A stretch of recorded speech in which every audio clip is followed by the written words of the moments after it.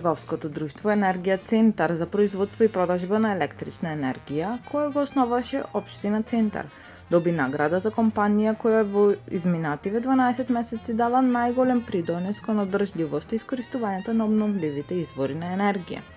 Наградата ја додели Факултетот за електроника и информациски технологии, Универзитетот Свети Кирил Методи во Скопје и ЕВА на Македонија, односно проектот Трансит, каде учество земаа предпријатијата со дејност во полето на енергетиката и обновливите извори на енергија. Градоначалникот на Општина Центар Горан Герасимовски на доделувањето на наградите истакна дека со основање на Енергија Центар, Општина Центар вложува во долгорочни инвестиции за бенефит и на следните генерации.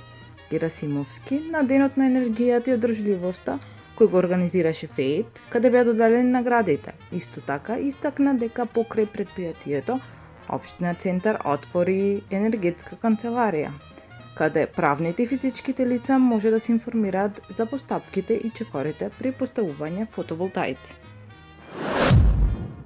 Малиот Матео, за кого се собираат донации за лекување во Белград, се врати во добра здравствена состојба назад во Македонија. По успешниот третман, неговото враќање го објави градоначалникот на општина Газибаба Бован Стефковски на својот Facebook профил.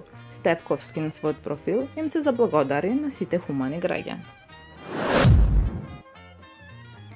МВР информира дека во пунктот за сликање за лични документи Пролет во Скопје полициски службеници од СВР Скопје лишиле од слобода 50-годишен скопјанец затоа што го нарушил јавниот ред и мир и агресивно се однесувал кон полициски службеници кои извршувале службена дејност.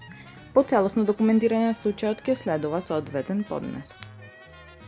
Таму е Скопје, град мој љубав лише, што ми расте сни. Вечно ќе ја